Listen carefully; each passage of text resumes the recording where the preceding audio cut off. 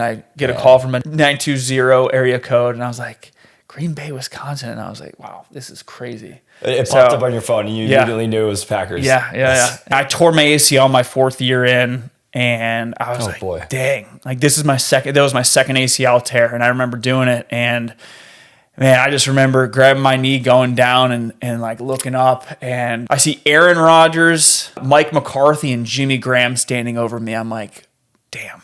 It was horrible. It sounded like a piece of Velcro just like coming off. What would I tell my 20-year-old self? I would literally say to myself, I was like, don't stress about it, because I had all these injuries in the NFL and I like just didn't know what to do. I almost felt lost because I couldn't get back on the field. Yeah. But I just had to tell myself, like, it's all going to be worth it in the end. I was in Mozambique, down in Africa. Oh, wow. And saw a hat in Mozambique. It was actually a Saints player. And he was down there on his honeymoon. And it was just like shocking. And then I was also in Japan, saw 2 in Japan, saw a couple in Portugal. So it's like, it's not just like the US, it's kind of all over the place. What's going on, everyone? Welcome back to Built for Legacy. I'm your host, Chris Nichols. Today, our guest is Jake Ryan. Jake was a standout NFL linebacker for the Green Bay Packers alongside guys like Aaron Rodgers and Clay Matthews, and he also spent some time with the Jaguars and the Ravens. Jake is also co-founder of Huega House, a lifestyle apparel and hat brand. This was such a fun conversation because Jake really emulates exactly what I look for on this podcast. Jake shares stories about what it was like playing in the NFL with guys like Aaron Rodgers. We talk about serious injuries he's overcome, including tearing his ACL twice, and how he shifted his focus into photography, which became a passion of his while he was recovering from these injuries. I, of course, was interested in hearing about his transition out of the NFL and how that affected his sense of identity and mindset going forward. We then talk about the origin story of Huega House, which has been a very successful business since it was founded in 2022. One thing that has stood out to me about Huega House the most has been that these guys have put on a masterclass in influencer marketing. There was a fun story when Aaron Rodgers had moved to the New York Jets and at one point popped up on the Jumbotron at a Knicks game wearing a Huega hat, which exploded their sales. There are also stories like this from guys like Gillis, Shohei Ohtani, Aaron Judge, Josh Allen, and Jared Goff. There's clearly some sort of it factor for all these celebrities to be wearing Huega House, and we get into where that comes from. We also cover some questions about Jake's entrepreneurial journey, what he's looking forward to the most going forward, and some of his biggest lessons so far.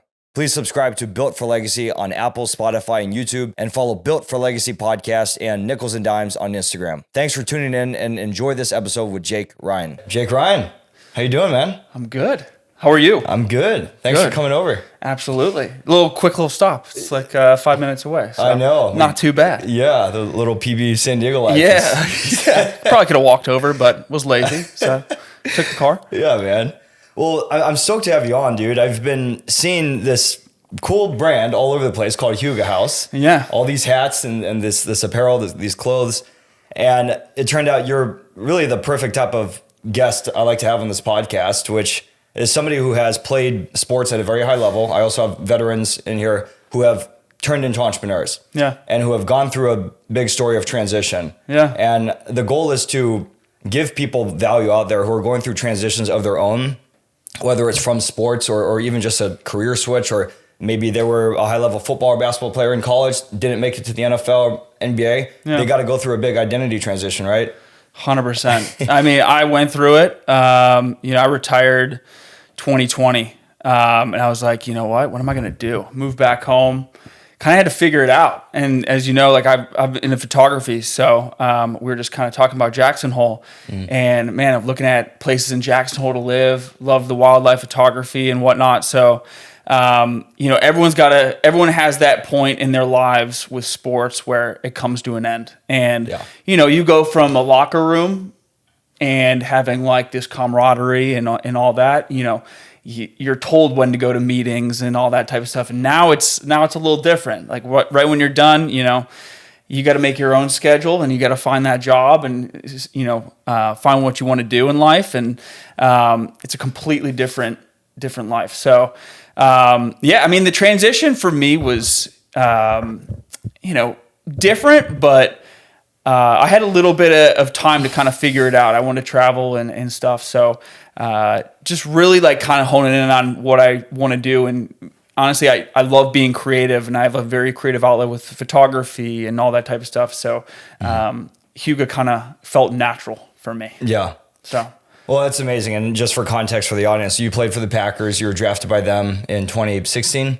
Yeah, I guess technically 2016. Drafted by the Packers 2016, played there for 4 years, and then went into Jacksonville, the Jaguars for a year, spent a year there, and then went to the Baltimore Ravens for a cup of coffee. And then I was like, you know what? Just too many injuries. They just stacked up, and I've had 2 ACLs. My back is just a little bit messed up, and I was just like, you know what? I don't want another surgery to keep playing. Yeah. I did love it, but it got to the point where I was just kind of over it. So man, yeah. Well, I'm gonna have more questions about that transition specifically, but I'm just gonna back up a little bit on something that stood out to me with the Huega House story specifically, and kind of your influence on the success of the brand. And it was this moment in 2023 when Aaron Rodgers wore your hat at a Knicks game. Yeah. And this was right around the time when Aaron went to the Jets, right? Yes. That was huge for us, honestly. I knew Aaron was a big hat guy, and, one of my good friends on the team, and still a good friend to this day. And I was just like, hey, I'm going to shoot you over some hats. Like, tell me if you like them, whatnot. And absolutely loved them, and loved the messaging behind Huega, and it's cherish the little things. It's basically a sense of like community, and I don't know if well, I guess we can get into it later, but the meaning behind it is just, it's everything that Aaron emulates. And I was like, wear these hats and let's see where it goes. And he wore one to the Knicks game, and it was the time where he got announced as the Jets quarterback. And then I think it was also a playoff game. So they showed him on the Jumbotron, introduced him. It was during the season. Yeah, wow. It was during the playoffs. Yeah, wow. During the season. So I was like, perfect. This is awesome. And he actually texted me before the game. He said, hey, look out for the hat. And I was like, I was so stoked. And so I texted Jonathan. I was like, hey, could be something big tonight. And as soon as that happened, the orders started just flowing in. It was nuts. It was crazy. So. Wow. Yeah. What did that mean to you? I mean, look, there's a lot of guys out there who have had athletes, at that tier of celebrity who played with them like you, right? But they won't just do that for anyone. Everyone's always asking them for things like this. Where my stuff? Yeah. And I just had a really good relationship with Aaron, and if he liked something, he genuinely liked the brand and liked the messaging and everything about it. And like I said, I knew he was a hat guy. So, first person that came to mind was him. But yeah, I mean, he was just a really good friend over in Green Bay. I'd go over, play FIFA with him all the time. And, but yeah, right down the street. And just you spend so much time with your team in the NFL. It's all day. So, just being close to these guys and really creating relationships with them is, the biggest thing. So, but yeah. What was it like working with him as a colleague on the team? Awesome. I'm glad I wasn't on the offense though. He's just so smart. He's just so, and of course I had to know my job, and especially as a middle linebacker, I had to huddle guys up. I had the green dot for a good portion of my career. But Aaron, man, different level. He's just one of the smartest people I've ever met in my life. And, if you screw up, it's on you, and it too. So that offense was just dialed. And of course, having him as the leader of the team was just one of the best speakers, and got his message across so well. It was pretty incredible. And just he'd come in and just screw around on the, when we were on defense, training or practicing against, the scout team, he'd come in and just rip us apart on the scout team. It was insane. Man. Yeah, that's incredible. Yeah, I'm just thinking back. I had Sean Merriman on this show before, and so awesome. I had some questions about, he was a legend, of course, as a linebacker, but he played with LaDainian Tomlinson, and so I had similar questions about playing with LaDainian and what that was like, and that's kind of where I'm coming from by asking you about Aaron. Yeah. But I'm curious, just how about more broadly in the NFL? What would you say were the your favorite parts about being in the league and then the worst parts of being an NFL athlete? I mean, honestly, my favorite part, like I said before, the locker room. I mean, just like I still talk to so many of my teammates, even like some of the coaches, even the training staff. I think it was just the locker room, being around like really good guys. And, with the NFL, it's like you're getting vetted out by so many coaches, GMs, everything. So they put a team together like that, you get along with. Everyone kind of like, gets along with each other. There's not a single person on the team that I didn't like. So it was just such a cool, place to work. And then also, I went from Michigan, which was, huge. I mean, Michigan was awesome. And then going to another team like Green Bay, it was just, you went from tradition to even crazier tradition. Like playing in Lambeau and all that stuff. That was like the biggest part. Just playing in Lambeau, and then also just like, Green Bay is such a special place. It's the only team that's like not in a major city. So it's like your stadium is surrounded by like residential, like 2-3 bedroom homes. And it's such a special place to be.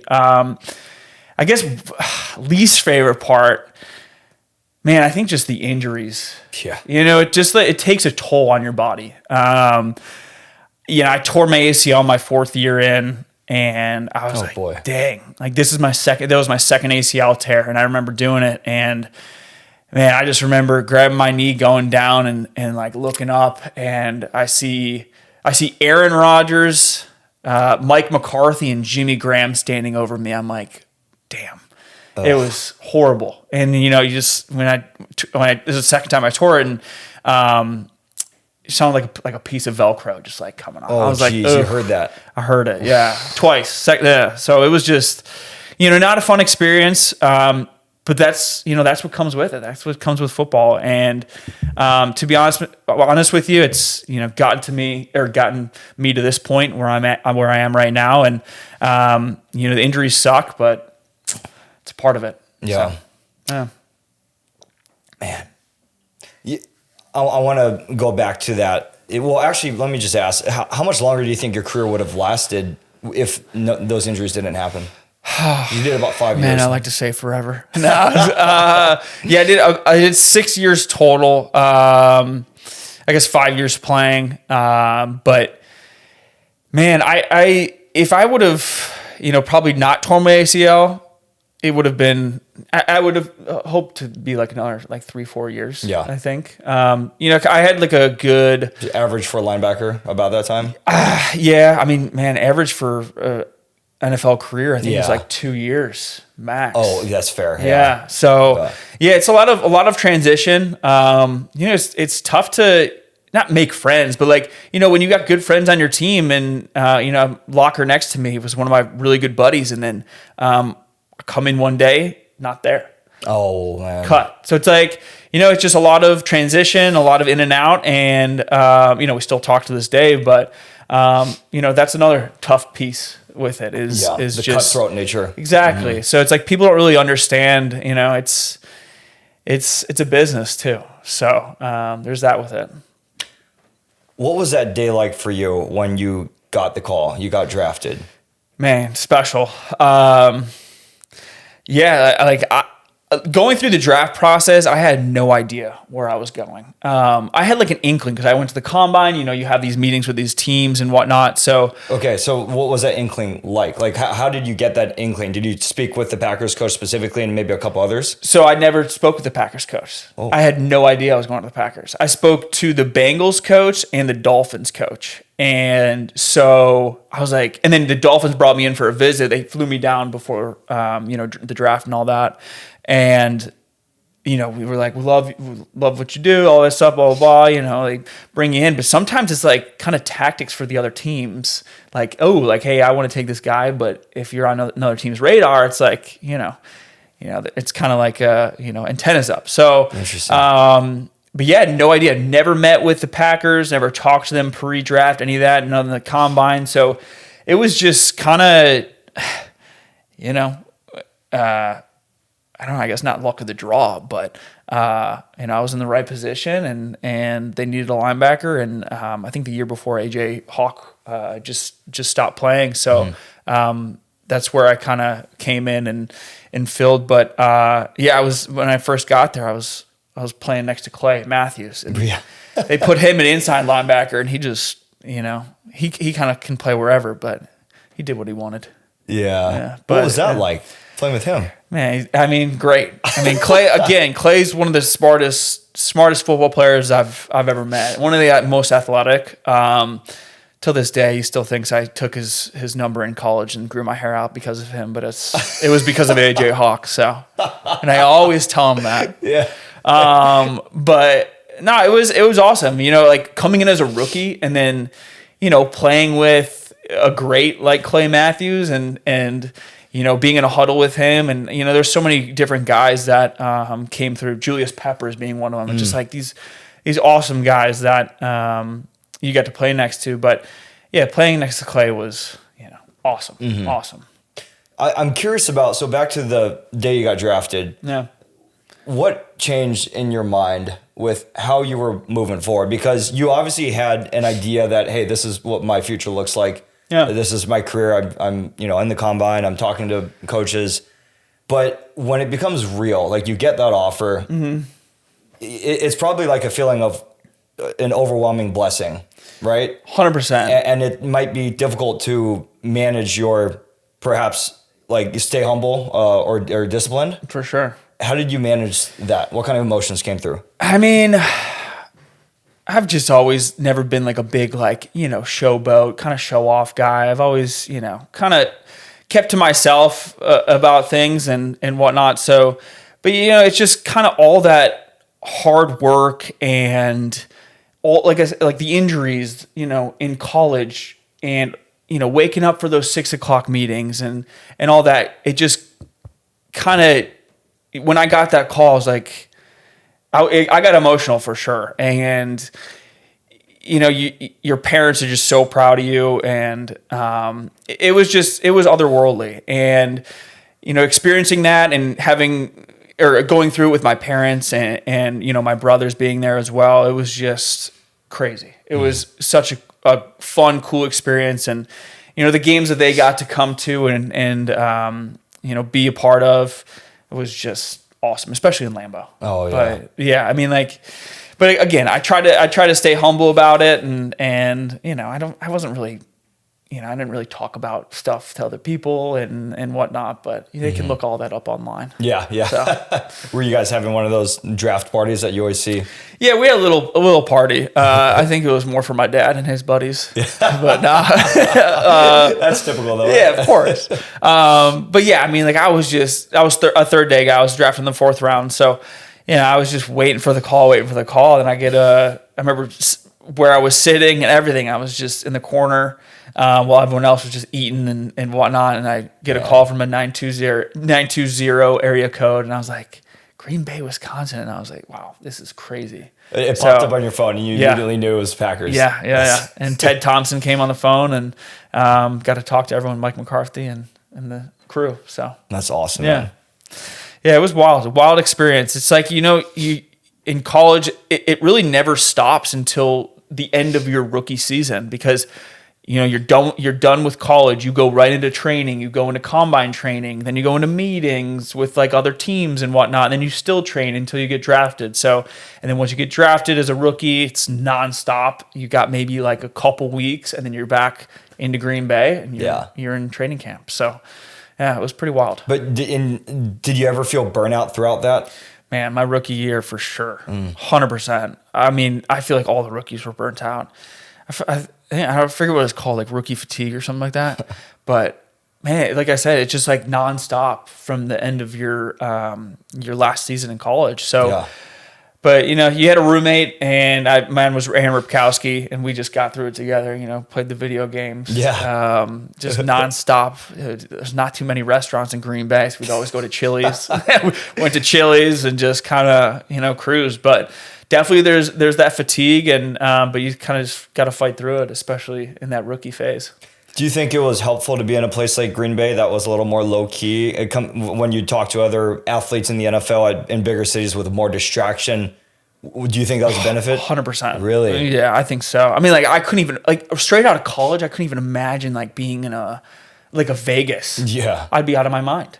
I just never got to experience Vegas, and if I'm doing it with like a little bit of money in my pocket, and of course, if I got some buddies on the team, so it's like, but like Green Bay, I don't think there's a building that's over like, I don't know how many stories tall, 5 stories tall, like downtown, like a couple bars, but it was just that's what made it so special was because like like I said, like Lambeau's just in the middle of a residential area, and it's just so different from everywhere else, but. Yeah, it definitely it tamed you for sure. A lot of the Florida, California guys were like, "What do we do here?" but you figure things out. Yeah. So and I imagine it probably had a positive impact on the bond of between the guys on the team. Yeah, for sure. And like I said, there wasn't that much to do, so we'd go over to everyone's house, get like a poker game going. The one good thing we had was the Oneida Casino. It was like an Indian casino, so we would just all grab a table, play some blackjack, and just I went in there with $100. If I lost $100, whatever. If I won something, great. But those. It was just it's like a small knit community and a small knit team. So it's like, you go and do those little things, and that's all you need. And then you go out and practice and play. Yeah. So that's cool, man. Yeah. So fast forward to your transition out of the league. We talked a little bit about it and the injuries that kind of pushed you to that point. Yeah. What was the most challenging part of making the decision to leave, and how much of a decision even was it given the injury?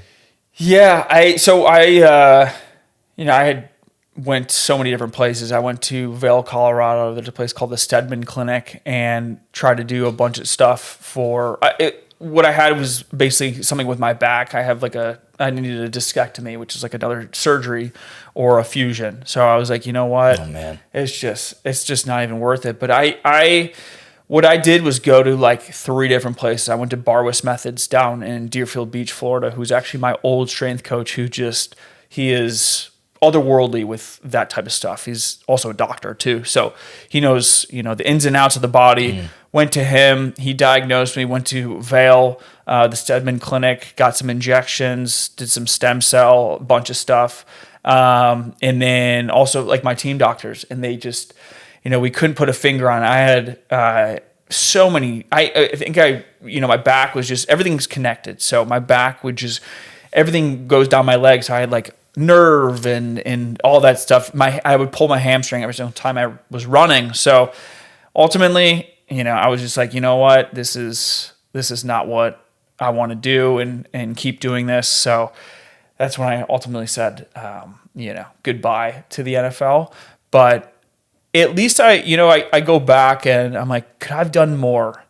And I don't think I could have. I think, and my body was telling me no. And I'm glad I stopped when I did, because I had so much stuff. Like I had the concussions and the knees and the ankles and the shoulders. So I don't think I could have done more. And I marked off every box and to come back, and it just wasn't happening for me. So, but I feel fulfilled with the NFL, and it really has brought me to where I am today. And it was such a journey, and I've met so many amazing people through that journey, and I still am meeting amazing people. Like we're doing a podcast right now because I play sports. So it's like, it's just taking advantage of those relationships and seeing where it goes. Yeah. Well, clearly you did an incredible job with your networking during your time in there. And we'll get more into that specifically with the Huega House story. Yeah. But did you have any specific like identity struggles when you were making that transition out, and how did you deal with that? I wouldn't say identity struggles. I guess identity struggle, like what I wanted to do, down the road. I love like houses. We just purchased a house up in Carlsbad, and we're like redoing it. And I'm like, I love houses and real estate. So I always thought I wanted to do real estate, but I just I don't know. I didn't want to like work the weekends and all that stuff and put it on the work. And I was like, there's some creativity behind it. But again, I think I was just in an identity crisis, and I just wanted a creative outlook, or something creative that I could do, and that was my photography. And we spoke about Jackson Hole, and I was selling my photography and doing my website and whatnot. And then I was just, after my career, I moved back to Ohio for a little bit. Just my parents just regroup, try to figure it out. And one of my buddies, Jordan Pascors, who I was my roommate in college, and he was trying to figure out where he wanted to live next too. And ultimately, we had some buddies in San Diego. Let's just go check it out. Absolutely fell in love with it here, like as everyone does when they come here. It's crazy. But yeah, just I wouldn't say like an identity crisis, but it's just I had to figure it out like everyone else. But yeah, just love San Diego. And then, we could probably get into it later when we talk about Huega, but my now wife, we started it with Jonathan, who is her brother. So now my brother-in-law kind of came to me with this. Well, we both had this idea, and we wanted to start, what now is Huega. Yeah. So man, it's just to the transition, the identity stuff. You're striking me as somebody who's always been good at keeping a level head with not getting too high or not getting too low through the ups and downs you've had. Because like some of these things that you're talking about and many other people who have been on the show, there's been things that could really, really test somebody and could make them very depressed and have. 100%. It sounds like you never really let yourself get there. Yeah, I just, I feel like I had, like with football, I feel like I was living someone's dream. And like after the fact, I was still living someone's dream because like, I had the connections, I had the people around me and all that. And, just being humble about it is the biggest thing. And, stuff is going to be stressful, but, there's always a way out. There's so many different outlets, and the NFL has outlets, and there's so many good people around you, and you've got the friends and everything. So I feel like there was just like not a time to stress for me, but I still don't think there's like a time to stress. So, if like, and I'm learning that now, like with Huega, it's like you want everything to be done like right now, but it just doesn't work that way. So it's like you got to take a step back, kind of like you're in a good position, and like like I said, I've got good people around me, my wife, my now baby. It's like there's so many other things in the world to worry about that are good, rather than stress about the negative. I've always kind of had that headspace. Well, good for you, man. No, that's inspiring. It's challenging, and for most people, certainly for me, it is for sure. And like we had just hired a girl, and yesterday she asked me. It was so funny. Like, what would I have told my 20-year-old self? Because she's younger. She's a rock star. She crushed it. Her name is Mimi, and she asked me that question. I was like, wow, it's like deep. I was like, what would I tell my 20-year-old self? And I said to her, I was like, I would literally say to myself, I was like, don't stress about it, because I had all these injuries in the NFL, and I like just didn't know what to do. I almost felt lost because I couldn't get back on the field. Yeah. But I just had to tell myself like it's all going to be worth it in the end, and it was, and it still is. So all the injuries stacked up, but I mean, look where we are now. That's cool. Yeah. That's one of those good man on the street TikTok questions. Yeah, there you go. Of course. I got to remember that for that. Yeah. If I ever get stopped. Yeah, exactly. Yeah. Man. Okay. So photography, that was just a interest you've had for a long time? Yeah. So again, it's like goes back to the interest. You always got to find a positive from like a negative. And the first ACL tear I had, I just like had no idea what to do, but I always had an interest in photography, and I was in college. I was my sophomore year in college, and had a good year before that at football. And I was like, what could I do? Bought a camera. I saved up like 2 of my rent checks from Michigan, bought a camera and then a moped. So financial decisions, I don't know if they were good, but it worked out. But bought a little Canon, I think it was a 70D. and I would just take the moped around and just take pictures of everything on campus. Just like, North Campus at Michigan is gorgeous. Like there's like nature everywhere and like the squirrels and everything. Wait, this is funny. So you were the star defensive player at Michigan, just taking pictures around Dude, campus? everything. And that's how I got into it. But it's like, it's like trial and error. And then I just went on to YouTube some videos, and it kind of went on from there. But that's hilarious. Just this big guy on a moped with a camera. Yeah. Did you get some feedback from the other students? No. I went like Instagram was such like a small thing back then, I feel like. So I was like never posting anything on Instagram. I was just like taking photos and just looking at them on my computer. But yeah, that's honestly how I got into it. I took one of our team photographers' camera at practice, and I like started shooting it, and then I was like, this is cool. Went and like I saved 2 rent checks and bought the camera and just took it around and fell in love. And from there, like once I got drafted the NFL, man, guys were spending the draft checks on cars and houses and everything, and I went in and just bought a really good camera system. And that's when the wildlife photography started for me, and that's how I fell in love with Jackson Hole, because of all the bears and owls and everything. And but yeah, till this day, I still do photography for Huega, nonstop. And it's honestly one of my passions, and that was like a creative outlet for me. That's cool, man. So it really was largely a result of filling your time with something that makes you happy when you're injured and couldn't do the main things you loved. Yeah, like I was. I was on my moped, like literally like this, just hanging my torn ACL off of it. And none of the coaches saw me, thank God. But there's got to be a positive from a negative always. So, and that was that one from the first ACL tear. Man. So, yeah.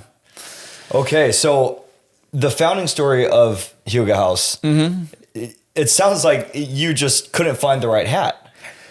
Yeah, honestly, Jonathan and I, man, we met at Java Earth. It's on Cass Street. A lot of people go to it in PB. Great spot for a coffee. What was your connection? You didn't meet him randomly.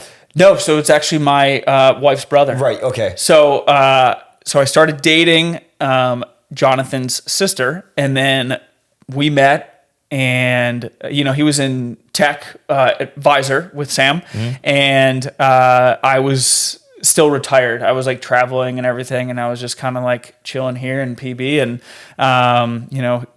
we came together and we're like, we gotta find like this perfect fitting hat.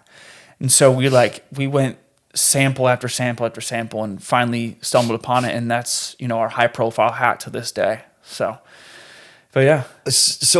did you think that you had a real opportunity to come up with a new hat? Because there's so many hats out there. So many. There's so many different brands. Every other person can just do that. It's crazy. And like that's why that's why we're transitioning into more activewear and different things. I've got the shorts and the shirt on right now is one of the hats, and I've shorts are cool too. Huh? Yeah. So it's so much more technical, and there's so many more things that you can do with activewear. And just to make it like different and special in our own way, and like, I'm kind of getting off topic, but we're in San Diego. We're gonna be, people live in activewear here. People live in essentials and activewear, and that's the direction that we're wanting to go. And it's kind of what we decided. We were going down a route where we were just like, do we want to go with like the sweaters and more like going out like dinner type of stuff, like with the like trousers and pants and all that type of stuff, but we ultimately kind of had to look ourselves in the mirror, and we're like, we have to go in the direction we are passionate about and love. Yeah. So lean into that. Yeah. And honestly, it took us 3 years to figure out. I guess I would say 2.5, just because, it took a year to develop the activewear. But we finally figured it out. We rebranded and got a whole new brand book, different colors and all that. And so, man, it's crazy how much we have in the works for, coming up. I'm so excited for this. We have this July collection coming out. It's like a strictly running collection. Oh, cool. And so pumped out. We've been working on it forever. So super excited on that one. Yeah, and just back to this differentiating in the world of apparel, everyone knows how difficult that is. And yeah, it's like I had somebody on who he runs an apparel manufacturing business. Yeah. And so I asked him about kind of the same topic, and he's like, yeah, I would recommend do not do apparel. Dude, it is tough. It is very tough. I mean, like to break it into like a certain market too is tough. But you know, we have a great team behind us, and we have a vision of what we want the brand to look like and feel.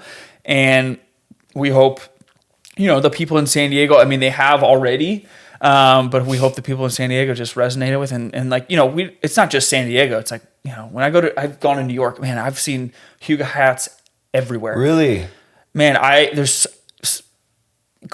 crazy. And it was like so hard to believe, but I was in Mozambique down in Africa. Oh, wow. And saw a hat in Mozambique. And it was actually a Saints player. And he was down there on his honeymoon. And it was just like shocking. And then I was also in Japan, saw 2 in Japan. Saw a couple in Portugal. So it's like, it's not just like the US, it's kind of all over the place. And it's pretty wild to see. Yeah. Oh man, dude. Yeah. So crazy. okay, this is a big topic I want to ask about, is scaling the brand. Let's do this because I do want to ask about how you and Jonathan work together, what your strengths are and stuff. But since we're talking about this topic of influencer marketing, is you guys are masters at this. Did you know, as you guys were putting this idea together, how much of a unique advantage you would have to help build this brand because of your network? I didn't. I mean, of course, like I have the people behind me, but I didn't know it was going to turn into this. Jonathan and I both didn't know it was going to turn into this, to be quite honest with you. But when you put the hats on the right people and, you know, have your brand on the right people, you know, sales just flow in. And, you know, the biggest thing for us in the beginning was, you know, we just have to get our name out there and putting them on the right. I mean, like the Josh Allen, Aaron, of course, huge. We got one on Shohei Ohtani. And I was like, I wish we could be selling in Japan right now because this would be insane. But seeding them on the correct people was honestly huge for us in the beginning. But yeah, I mean, we tapped into my network with my agency. It's called Athletes First. It's in Laguna Hills, California, and they've got, you know, some of the top guys in the NFL. And then, you know, we were approached by CAA, and they represent so many people. Just a huge agency. Yep. And then it's a creative artist agency. Yeah, exactly. And you know, they do everything. And then another big player in the game for us is Shane Gillis. Yeah. And Shane has been, you know, awesome Shane's just such like a cream of the crop, humble guy that it's just like your normal guy. And just so easy to talk to. I got to sit down with him at the Super Bowl and just, you know, talk to him. He's just hilarious. I got to go to a show here, and he's got a great team behind him too. But I guess how that came about was the same connection. Aaron Rodgers invited me to his birthday, and he was like, "Hey, we're putting a gift box together. Let's put a Huega House hat in there." And Shane was invited to Aaron's birthday and came in and got the hat, and I guess loved him. And then, man, we looked on Shopify a couple days later after Aaron's birthday, and he ended up ordering a bunch more. So it's like Shane did. So just to give them out. Yeah. Well, not to give them out, just to like have and wear. Like he was wearing them at his shows, and I mean he was wearing one yesterday on, I think it was Bussin' with the Boys with Taylor Lewan. Oh wow. But it's just like, you know, it's who you know, and I had to kind of use that as like to our advantage, and you know, get them in the right people's hands. And a lot of these agencies, I guess, little tips and tricks if anyone's like trying to do it, but like, you know, a lot of these agencies will give out gift boxes. You know, I received one every single camp. So the start of the camp in August. So, you know, we would put our hats in a lot of these agencies' gift boxes, and they were going directly to these NFL, MLB, NBA players. So I don't know if I should have said that, but yeah. So yeah, that was like a good way of like seeding on a lot of these athletes. No, that's it's so interesting though, just because like it seems like, I mean, it's not that easy. Even if you give away your brand, your whatever for free to people, it's not easy to get them to wear it. Exactly. So that's what I'm really trying to figure out is what do you think has been catchy about Huega House? Is it the story? Is it like, is it you? I think it's honestly, I've always resonated with minimal design. Mm-hmm. You can match, I mean, like I'm matching this with anything right now. I mean, so I think the minimal design, but also I think just the logo stands out. And I also think the messaging stands out. Like the whole cherish the little things in the Danish, we have a lot of, it's called the Danish concept. And it's pronounced Huega in Danish. But we basically changed the spelling. It's spelled Hygge in Danish, and we changed the spelling to Huega so people would say or would pronounce it Huega, because if it would be hygge if we kept it that way.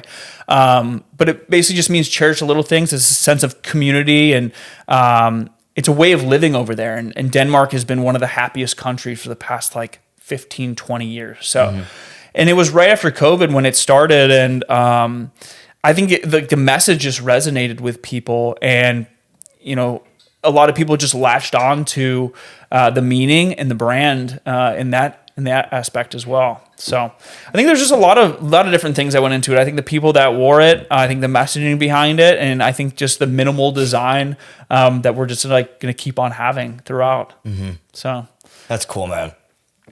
Wow. Okay, so. Yeah, what an unbelievable case study of influencer marketing. I just can't get over that. Yeah. I think that's the most impressive thing about the whole company. Yeah, I mean, it was, it wasn't like we figured out a secret formula. I think it was just like we had a network that we wanted to take advantage of. And, I think we just did it the correct way. It's just like influencer marketing is changing every day. It's like a lot of, not that I say it's bad. It's like, of course, still seed on these people that are, have a big presence in sports. But I think it's for sure changing. Like, a lot of these like micro influencers are the way to go as well. It's like, we did a deal with a big time influencer and like kind of didn't push the needle. So, but a lot of these smaller influencers will, because it's like, you trust those people because, they're wearing, they're buying, they're doing all that stuff that, a lot of these big influencers will get gifted. And it's like, I don't know if I want to listen to people that are opening like 50 boxes of free stuff. It's like, why would I buy something that's, just gifted to someone? But, if you like it, you like it. So, but yeah, I mean, like we kind of just took advantage of the network and went that route with it. But as we're getting in the activewear, it's like we can still keep that sporty vibe and still gift to those people that we know in sports. But also having like, those runners, those lifters, and everyone in our back pocket as well is a huge advantage too. For sure. So now to the point of making the investment, starting the company, it sounded like you and Jonathan put in 10,000 each. Yeah. Not much. And then you guys got to profitability pretty quickly. Yeah.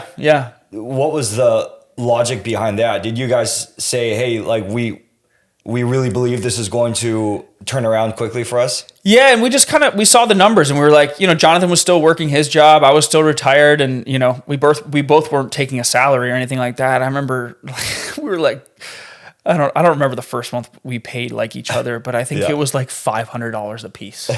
And it was just ridiculous. But it was like it got us, it motivated us. It's like, okay, like if we can keep this thing going, it's like, we can actually create some buzz and pay ourselves a little bit more and then it's grown and it's just wild to see.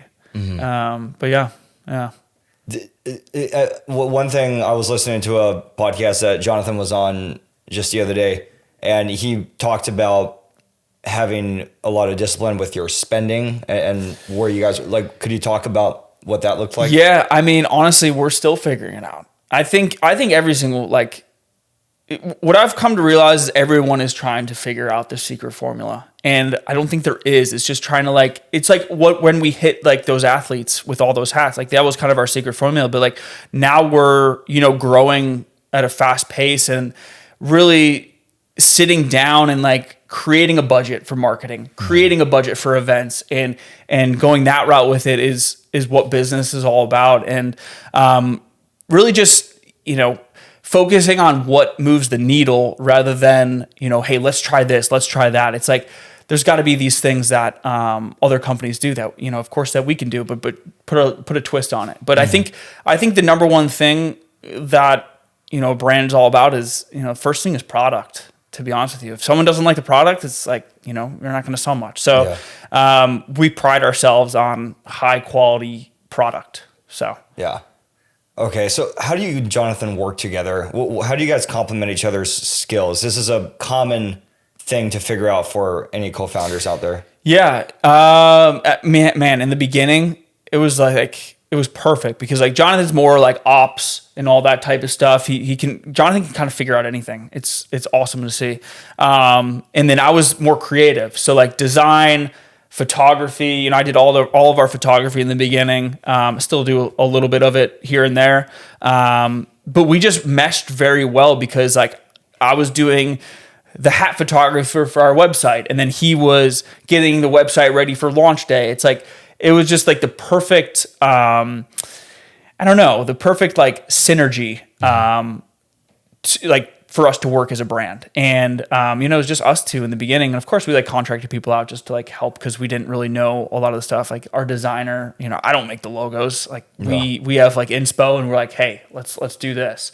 So I think we just work very, very well together in that aspect. So, yeah. That's cool, man. How about, what would you say as an entrepreneur so far has been the biggest challenge? It could be specific or general. Yeah. Man, budgeting. Back to what we're just talking Money, about. budgeting for sure. Because like, there's so many things that you want to do. And there's so many pieces of clothing or hats that you want to produce, but it's just like, you really have to hone in on your spending and what goes into, production and content and all that stuff. So it all adds up. And, one of the biggest things right now is like, we're transitioning into this activewear, and, getting those net terms with those factories, huge. And we're realizing, and then also boating everything over instead of airing everything over for like, our big bulk shipments. If we're boating everything over, way cheaper than airing. So, just dialing in those little things that really make the brand profitable is the biggest thing right now. So yeah, that's interesting. The boating versus flying it. It's crazy. It really is. And like, in this business, margins are everything. Yeah. So, yeah, for sure. Yeah. How are you guys using AI in your business to make things more efficient, more effective? Man, creatively, like honestly, I don't like using AI as a creative. Like I know a lot of companies are like creating photos and videos with it. I'm like, I like everything to be, actual photos and actual videos. I don't like the creativity behind the AI. I think it's awesome. I think it's crazy what it can do. As far as like marketing and your numbers and like your budgeting and whatnot, throwing everything into Claude and having it and pop out everything you need it to, and where we can grow, where we can scale, and all of the back end stuff is so crazy right now. It is wild. I mean, like, and then also it's just like, it's making graphs. It's telling us like, hey, put money here, put money there, like stop running this ad, stop running this ad. So it's like, there's so many different things that I can do and take it. And of course we're trying to take advantage of it as much as we possibly can. But then I also have it rewrite me emails. Yeah. And because, I played football for six years for a living. So not the best at emails. So I got to take out the hyphens that it does all the time. And then my email is good. So yeah, but man, we're in a different time where this is and it honestly feels like it happened so fast. Like it's like one day we didn't have AI and then the next we did. And it does feel like that. I don't know. Yeah, it just something clicked. It really did. Yeah. And like now everyone's using it, and it's such a wild world we live in right now. But it's cool. It's like, the next wave. Yeah. So looking ahead right now, your personal journey, Huega House journey ahead, how would you describe what your biggest goal is? Man, just scale it as much as we possibly can. I think that's the biggest goal right now. And like, it's not about like the money. I am so passionate about Huega. Like I lose sleep because I'm like thinking at 3:00 in the morning, I'm like, what cool marketing thing can we do? Or like, what cool photo shoot can we do?